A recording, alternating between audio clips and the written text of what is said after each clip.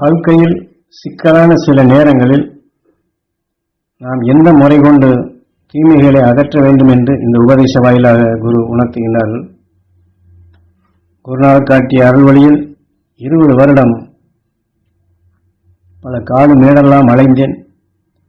எதிர்நிலையான உணர்வுகள் ஒவ்வொரு நிமிடத்திலும் உடலுக்குள் என்ன செய்கின்றது, இதற்கு மாற்றாக நீ என்ன செய்ய வேண்டும், எப்படி இருக்க வேண்டும், தீமைகளை நீ எப்படி மாற்ற வேண்டும் என்றுதான் குருநாதர் எனக்கு காட்டினார். என்றால் பல தொல்லைகள் பட்டேன். குடும்பத்தையே அனாதையாக விட்டுவிட்டுத்தான் சென்றேன். அவர்களை பற்றி எண்ண விடாதபடி செய்தார் குருநாதர். ஆனால் சில சந்தர்ப்பங்களில் அவர்களை பற்றி எண்ணும் பொழுது பாசத்தால் அவர்களின் உணர்வுகள் உன் உடலுக்குள் எவ்வளவு வேகமாக வருகின்றது என்றும் காட்டினார் குருநாதர். உதாரணமாக, ஒரு பாத்திரம் சரியாக இருந்தால் அதை நாம் சீராக பயன்படுத்த முடியும். ஆனால் ஓட்டை விழுந்து விட்டால் உபயோகப்படுத்த முடியுமா? முடியாது. அதுபோலதான் இந்த உடல் என்ற பாத்திரத்தில் இருக்கக்கூடிய ஓட்டைகளை, அதாவது பிற தீமையான உணர்வுகளை அதை அடைக்க வேண்டும் என்றால் அதை சமப்படுத்தினால்தான் நீ உன்னை காத்து உன் குடும்பத்தில் உள்ளவரையும் காப்பாற்ற முடியும் என்று இதெல்லாம் அனுபவபூர்வமாகத்தான் குருநாதர் எனக்கு உணர்த்தினார். குறிப்பாக இமயமலையிலே பனிப்பாறைகளுக்கு மத்தியில் நான் செல்லப்படும் பொழுது எனக்குள் சில உணர்ச்சிகளை தூண்டும்படி செய்கின்றார். பழனியிலே என் குழந்தைக்கு உடல் நலம் குறைவானதை, அங்கே சரியில்லாமல் அவன் போராடி கொண்டிருப்பதை இங்கிருந்து நேரடியாக காட்டுகின்றார். அதை கண்ட பின் என் குழந்தையினுடைய உடல் நலக்குறைவை எண்ணும் பொழுது பனிப்பாறையிலே என் இருதயமே அப்படி இறைச்சலாகின்றது. விற்றென்று உறையும் தன்மை வருகின்றது. அப்படியே விட்டுவிட்டால் உயிரை போய்விடும். அப்போதுதான் நீ உன் குழந்தையை இங்கிருந்து நீ எப்படி காக்கப் போகின்றாய் என்று வினா எழுப்பினார். உன் குழந்தையை காக்க வேண்டும் என்றால் நான் உனக்கு சொன்ன உணர்வின் வலுகொண்டு உன் எண்ணத்தால் கண் வழியாக அங்கே அருளை பாய்ச்சி அவனை காப்பதற்குண்டான நிலைகளை நீ செய் என்றார். என்றால் இந்த இடத்திலே இதுபோன்றுதான் சிக்கலான இடங்களிலே இருக்கும்படி செய்து சிக்கலான காட்சிகளையும் காண்பித்து அந்த நேரத்தில் எப்படி தப்பிக்க வேண்டும், மற்றவர்களையும் எப்படி காக்க வேண்டும் என்பதுதான் அனுபவம்.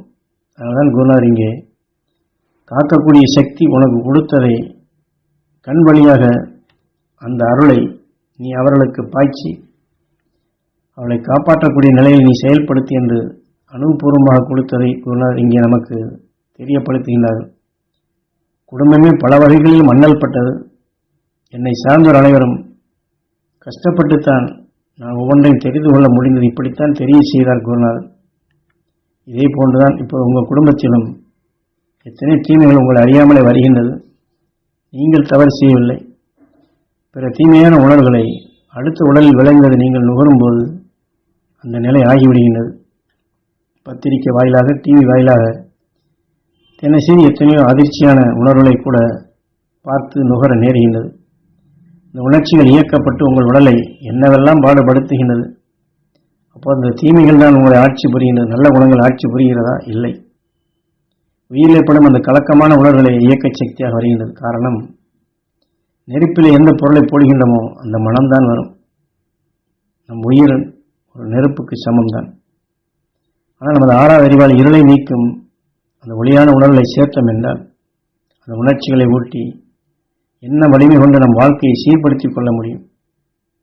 இருளை நீக்கி ஒளியாக மாற்றும் அருஞானியின் உணர்வை நுகர்ந்து உடலில் இருக்கக்கூடிய இரத்த நாளங்களிலே செலுத்தி ஒவ்வொரு அணுக்களுக்கும் அதை பெறச் செய்தால் இருளை நீக்கும் ஆற்றல் பெற்று சிந்தித்து செயல்படும் தன்மை வாழ்க்கையிலே வரும். அதே சமயத்தில் நம் மீது மோதும் தீமையான உணர்வுகளை அதை வலுகொண்டு எதிர்த்து அதை நீக்கும் தன்மையும் வரும். எப்படி?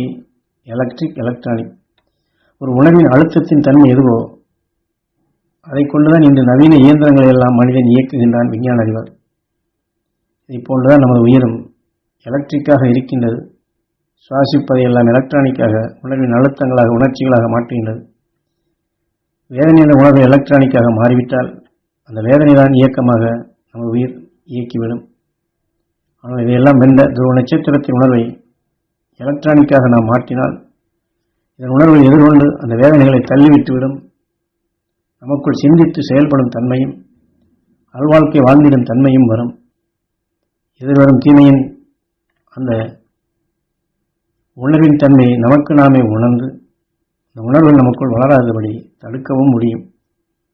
உபதேசத்தின் வாயிலாக உங்களுக்குள் இப்பொழுது பதிவாக்கும் அந்த துருவ நட்சத்திரத்தின் வலுவால் இருளை நீக்கி என்றுமே உங்கள் வாழ்க்கையில் மகிழ்ந்து வாழலாம், மற்றவர்களை மகிழ்ச்சியாக வாழச் செய்ய முடியும். நீங்கள் ஒருவர் மகிழ்ந்து வாழ்ந்தாலே போதும், அதன் உணர்வு கொண்டு உங்கள் குடும்பத்தில் உள்ள எல்லோரையும் மகிழ்ச்சி அடைய செய்யும் சக்தியாக படரும். உங்கள் உடலில் இருக்கக்கூடிய அணுக்களும் ஒளியாக மாறும். உங்கள் வாழ்க்கையில் பேரின்ப பெருவாழ்வு வாழும் அந்த பயிற்சியை அதை பெறக்கூடிய தகுதியாகத்தான் இதை உபதேச வாயிலாக கொடுத்து கொண்டிருக்கின்றோம். இதையெல்லாம் நீங்கள் கற்றுக்கொண்டு நீங்களும் சரி, உங்கள் குடும்பத்தாரும் சரி, உங்களை சார்ந்தோரும் சரி, எல்லா நலமும் வளமும் பெற்று இந்த பூமியில் படர்ந்து கொண்டிருக்கும் நச்சுத்தன்மைகளை நீக்கக்கூடிய அந்த வலிமையை நீங்கள் ஒவ்வொருவரும் பெற வேண்டும்.